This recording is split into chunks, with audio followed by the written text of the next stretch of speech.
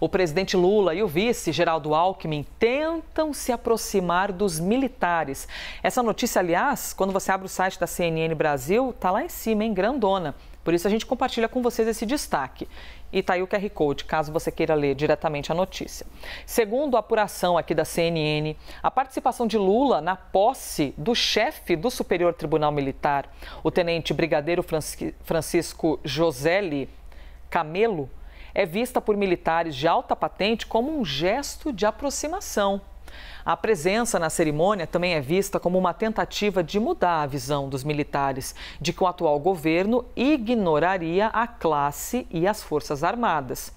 Já o vice Geraldo Alckmin tem intensificado agendas junto a comandantes das Forças Armadas. Alckmin tem deixado clara a intenção do governo de retomar os investimentos na área de defesa. Reportagem que está no site da CNN, que é destaque, e eu já vou repercuti-la com o Caio Junqueira. Bora passear aqui, Jackson, juntinhos, até o nosso telão para a gente poder ouvir o Caio Junqueira. Caio, a gente se despediu de uma gestão altamente conectada com esse braço militarizado do país. E a chegada de Lula tentando, desafogar esse setor de dentro do governo. Tem até aquela discussão daquela regra, se eu não me engano, uma PEC, que diz respeito à participação dos militares da ativa dentro do governo. Conta pra gente, por favor, como é que você analisa, o que se apurou sobre essa movimentação dos militares e essa tentativa de aproximação de Lula e do vice, Geraldo Alckmin? Bom, vamos lá. Tem muita coisa para falar sobre isso, Elisa. Dá para analisar sobre diversos aspectos. Bom, fato é que houve, sim, uma politização das Forças Armadas durante o governo Bolsonaro. Bolsonaro tem origem militar, se aproximou muito dos militares, usou essa condição por diversas vezes, de que era o meu exército, as minhas Forças Armadas. Isso não agradou todo mundo dentro das Forças Armadas, mas uma parte, sim, das Forças Armadas militares da ativa se envolveram com o bolsonarismo. Veio o novo governo, nova eleição, novo governo, e essa relação, desde o começo, ela precisou ser trabalhada. Vamos lembrar que o novo ministro da Defesa, o Zé Múcio Monteiro, foi um dos primeiros ministros a serem nomeados. Foi nomeado, acho que ali no comecinho, ali, depois da vitória eleitoral, mais ou menos, acho que começo de dezembro. Por quê? Era um gesto claro de que era um problema a ser resolvido, assim como os gestos para a economia. Por isso que o Haddad foi dos primeiros ministros a serem escolhidos, assim como o Rui Costa, da Casa Civil, foi dos primeiros ministros a serem escolhidos. As áreas mais sensíveis precisavam ter os seus ministros primeiro. E isso aconteceu com o ministro da Defesa também. O que é importante? O que aconteceu ali desde então? Vieram os atos de 8 de janeiro, os atos golpistas de 8 de janeiro. E isso, um processo que vinha sendo construído pelo Múcio com os militares, acabou tendo esse obstáculo, porque militares participaram dos atos. E aí veio à tona toda aquela questão dos acampamentos bolsonaristas em frente aos quartéis militares. Por que eles estavam lá? Tinham, de certa forma, uma anuência das Forças Armadas de permitir que os bolsonaristas ficassem em frente aos quartéis. E teve uma relação, não tão direta, mas há uma relação dos acampamentos, principalmente de Brasília, com os atos de 8 de janeiro. Pois bem, o que aconteceu depois do 8 de janeiro? O comandante do Exército caiu. O comandante do Exército que o Lula havia escolhido, na verdade o Múcio, caiu e assumiu um novo personagem, que era o comandante militar do Sudeste, general Tomás Paiva, assumiu o comando do Exército. O perfil do Tomás Paiva é um perfil distinto dos anteriores, do seu antecessor e dos comandantes do Exército, principalmente do Paulo Sérgio, que depois virou ministro da Defesa do Bolsonaro. Por quê? O Tomás Paiva, ele foi um dos generais ali do alto comando do Exército, são 16, 17 generais que integram o alto comando do Exército. Um perfil mais legalista, muito habilidoso politicamente, pacificador, conversa, e dialoga. Ele tem um DNA muito político, é alguém que serviu ao governo Fernando Henrique Cardoso, é amigo do Fernando Henrique Cardoso, do ex-presidente.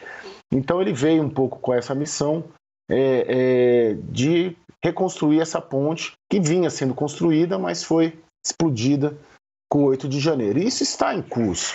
Então você tem no comando do Exército e no comando das outras duas forças também, perfis de comandantes que estão interessados sim nessa reconstrução de pontes. E isso está sendo feito. E por outro lado, o Lula agora tem um comandante do Exército no qual ele sinaliza ali que confia, e o Alckmin já tinha uma relação, porque como eu falei, o Tomás Paiva ele era muito próximo ao Fernando Henrique Cardoso, que era do PSDB, o Alckmin era do PSDB, então tem todo um contexto, um cenário político agora favorável para que essa relação se distensione. É mais ou menos por aí, Elisa. Deixa eu aproveitar teu conhecimento. Falei muito, né? Não, falou muito nada, meu bem. Você explicou todo um cenário com um grande talento. Mas eu quero aproveitar teu conhecimento, toda a tua inteligência. Eu tô torcendo, eu queria que a tua filha invadisse a câmera assim, ao vivo, sem querer. Mas eu sei que... Ela tá deitada aqui. Jura? Ela tá pertinho de você? Tá sim. Coisa mais amada. Caio Junqueira, essa PEC que propõe mudanças, né, na indicação ou não de militares, ela está em que ritmo exatamente? E para a gente poder iluminar o assunto para quem está assistindo, a gente está falando então de uma regra que se propõe a limitar a participação se o cara quer entrar, ou a mulher quer entrar na política e tem de deixar essa bandeira militarizada de lado? Bom, vamos lá, vamos entrar nas PECs então. O que acontece? Alguns deputados do PT, Carlos Zaratini, Rui Falcão e o Alencar, né, que é aqui de São Paulo, formularam uma PEC, uma proposta de emenda constitucional. Foi uma informação exclusiva nossa, a gente que revelou na CNN essa articulação no dia 30 de janeiro. Eu me lembro que eu estava em Brasília, era uma segunda-feira. E eles formularam um texto, uma minuta, com qual objetivo da PEC? Eram basicamente 3 objetivos. Primeiro, você acabar com as GLOs, né? As Operações de Garantia da Lei e da Ordem, ou seja, essas missões militares passariam a ter um comando civil, né? Acabaria com isso. Na verdade, essa PEC era para dar um novo texto para o artigo 142 da Constituição, que trata do papel dos militares na sociedade brasileira. Então esse era um ponto, acabar com as GLOs. Outro ponto era obrigar militares que fossem para ocupar cargos civis, por exemplo, o general Pazuello, né, o caso clássico que todo mundo lembra.